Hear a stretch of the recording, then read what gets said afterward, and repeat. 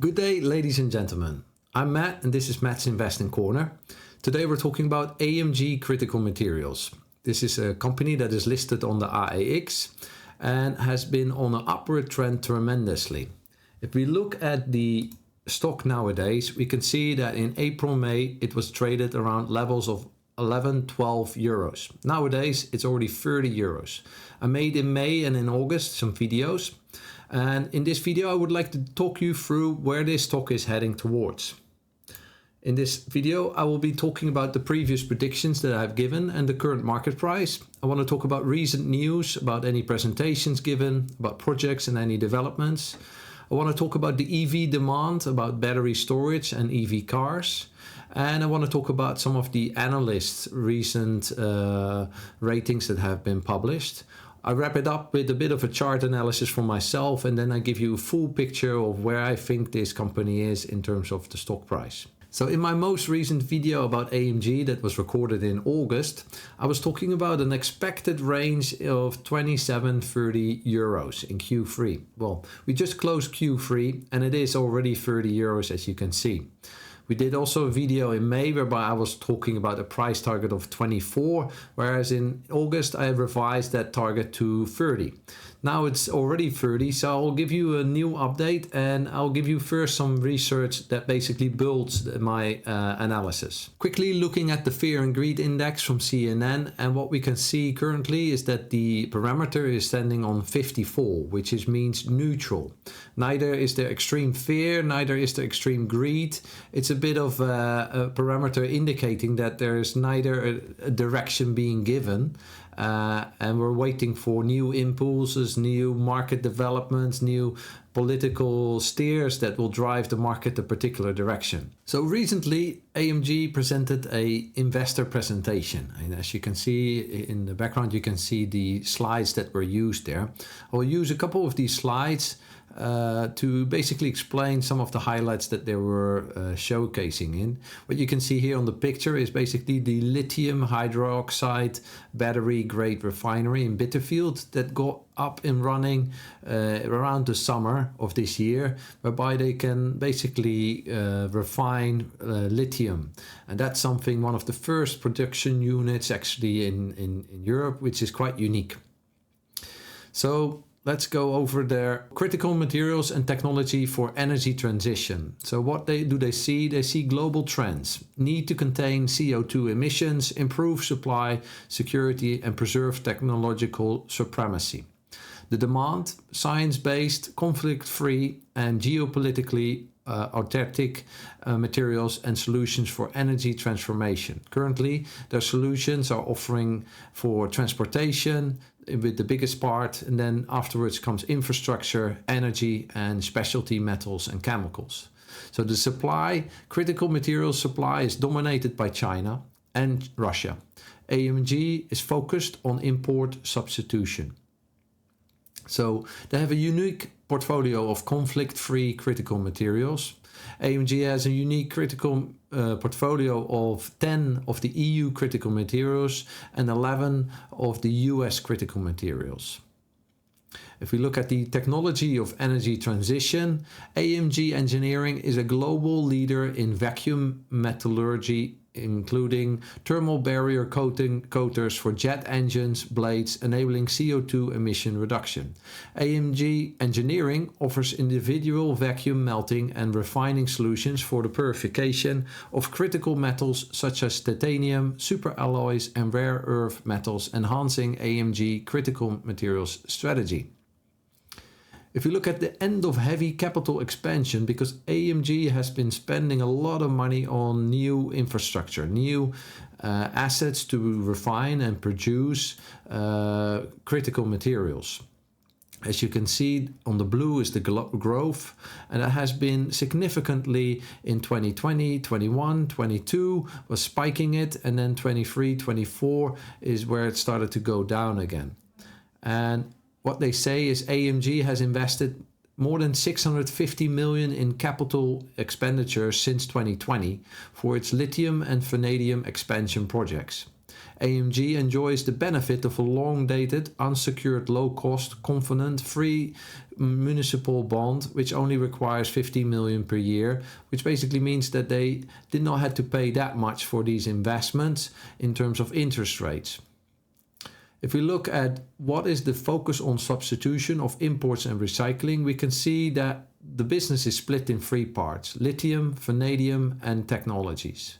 And if you look at lithium, it's basically focused in Germany and they source it from Brazil. If we look at vanadium, you can see that the sourcing is mainly from the United States, and they have in the UK and in Germany certain processing units. If we look at technologies, you can see that this is quite well spread. It's in India, it's in China, it's in Africa, it's in France, it's in the US, and this is where geographically basically the company is currently spread. If we look at the resilience performance despite reduced prices, we could see that in 22 and 23 the lithium prices skyrocketed, and that meant that the performance and the EBITDA went significantly higher because the lithium was a real big price changer for them. It was making a lot of money for them. Currently, lithium is in lower levels as where it was before, and we see that they have a diversified portfolio between the different critical materials. AMG has been working on their LIVA battery as a key piece of their technology growth. It's basically made for energy applications and power applications and new applications. New applications can be electric vehicles. Power applications can be for grid stabilization and power quality improvement, so basically battery storage. This is something is going to be a big game changer, and let's dive a bit deeper into the demand. I've worked myself as a consultant into the energy and commodity trading, and I've seen firsthand that big energy companies are lining them up on their strategy for huge investments for securing power storage. So power storage is something that brings consistency in supply, and especially when you are working with renewable energy integration, it causes also for better grid stability. It causes for peak demand management. When the peak goes up, you can use your storage well, and when the demand is very low, you can also use your storage to just consume basically or start charging the batteries. Another thing is also helpful for decarbonization, and energy independence and resilience will all benefit of energy storage. So if I want to look at the EV demand, I found an interesting report from the International Energy Agency about global EV outlook of 2025. And what it basically says is electric car sales continue to break records globally, particularly in China and other emerging economies. The expected growth in electric car sales is led by China and Europe, alongside a surge in emerging economies. A global trend of electric cars is growing as manufacturers eye new markets. In the recent months, we got some news that the EV sales were not going that good as we all thought. But actually, in one of the most recent posts that I could find, for instance, about the China car sales in September, we can see that China EV makers are posting very strong sales for September. If we look the same for Europe or UK, I found another article of just 2 days old whereby sales of electric cars hit record high in September. So even though some people might have thought that the sales of cars was not going that well in the last couple of months, they're still breaking records. In terms of energy storage, I saw recently a very interesting development whereby ABB is, for instance, offering battery energy storage systems as a service. So instead of software as a service, you now start to have energy companies that offer a whole line of battery packs that basically they offer to energy companies and others to guarantee supply and to charge when the energy demand is low and to offload when the demand is high. One of the leading indicators to look at the price of lithium is lithium carbonate prices. And as you can see, this is a graph of the last year, whereby you can see the lithium carbonate price that dropped at a certain moment in June, July to around 60,000, whereas just a month ago it was even at 85,000. Currently it's being priced about 73,500 yen per ton, and whereas a year high was around 87,000. Currently, this is one of the main indicators that I use as to see and to track what the price of lithium is. Obviously, if the price of lithium goes up due to higher demand, this is very good for AMG because they source it themselves as well from Brazil and from other locations. If I open my Interactive Brokers account and I go to Fundamentals and go to Analyst Rating Tip Ranks, there were recently two new updates, 6 and 10 days ago. One from Michael Kuhn from Deutsche Bank that gives a price target of 31 euros. Whereas Efren Ravi from Citi, he gives a target price of 35. You can see that both analysts have a different rating. Deutsche Bank has only 2 stars out of 5. He has a success rate of 37. And this one has a success rate of 62 and has close to 5 stars. So they're both thinking that the price will further develop. I have a different view on that. I believe it will go higher than these levels. But let's go into a deeper dive in doing some stock analysis. Next, I would like to give you a bit of a technical analysis on looking at the chart. In previous session, when I was reviewing this stock already, I was creating these trend lines upwards basically by connecting the highs and connecting the lows. And what I could see is basically that it was moving upwards in a particular tunnel. And ever since it has been moving within this tunnel upwards, and it's now testing the 30 euro line. What I can see here is basically it's well above both the 50 and the 150-day moving average. And next the question is, where is this leading to? Well, so in order to understand where this is going next, I believe we need to zoom out a bit and to start understanding where the stock in previous periods was trading. Because currently we can see it's moving well in this tunnel towards 30 plus levels and higher. But the question is, where was it traded before? And if we zoom out a bit, we can see that in 23 it was traded around these kind of levels of 32, 38 and 40 euros. In my eyes, there's nothing that is holding this stock back to going back to these kind of levels, unless of course the critical materials demand and the prices would deteriorate tremendously. But I see this moving slightly towards 32, 34, and then it will start being tested by highs that were already in the past being also certain resistance, and these highs are 38 and 40, as you can see. So time will tell, but I believe in the next coming months in Q4 and 2026 we will move towards these kind of levels, and therefore I believe with the shares that I have, I will continue to keep them, potentially build it further, and see hopefully these kind of levels anytime soon. So I would like to conclude. So Matt's research and actions. If we took a look at my research, we can see that AMD is reaching the 30 euro. Today it's trading at 30 plus, and congrats to those that bought at lower levels, because that means that you have taken quite a nice profit. If we see where it was trading originally around 11, 12 in April, May, there has been a huge upward trend of this stock.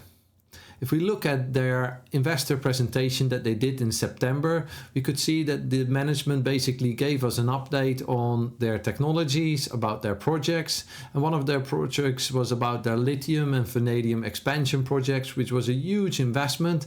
And this will bring a number of benefits in the next coming quarters and years towards AMG as a company. If we look at the demand, we can see that energy companies are investing big time in energy storage, as it provides a number of benefits. Some of them are, for instance, the renewable energy integration with having batteries, having grid stability, This will help them to do peak demand management, and that helps them for decarbonization. It also will bring energy independence and in the end resilience in the supply of energy. If we look at the demand of EVs, electric vehicles, we see that electric cars continue to break records globally, particularly in China, Europe and other emerging economies. We can even see the same also in the UK.